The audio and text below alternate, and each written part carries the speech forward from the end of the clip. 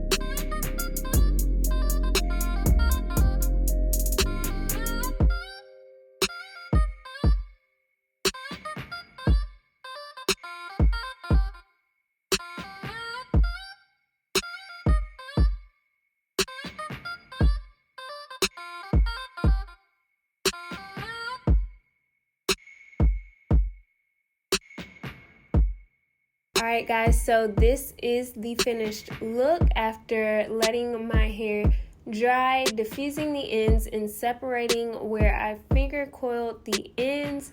This is what my hair looks like.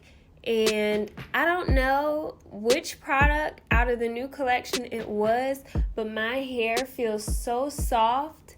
And usually I have a cast from the gel on my hair, but I put some oil, their soft all over oil on my hair to like break the cast and everything, and my hair feels so lightweight, so bouncy, and it just doesn't feel crunchy at all.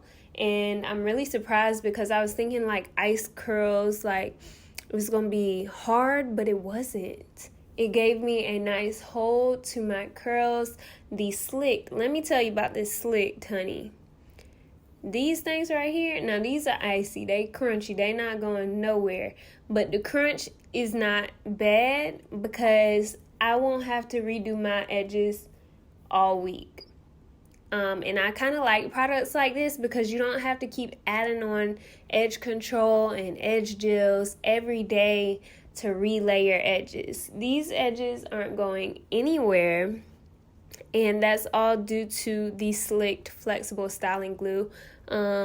This is some bomb edge glue, edge gel, whatever you want to categorize it as. This thing is gonna hold your edges down. So let me know what you guys think, and if you tried out any of the products from the new Grapeseed collection in the comment section below. I love you guys so much, and never forget, at the end of the day, without regrets, love yourself and be you to full. Bye guys.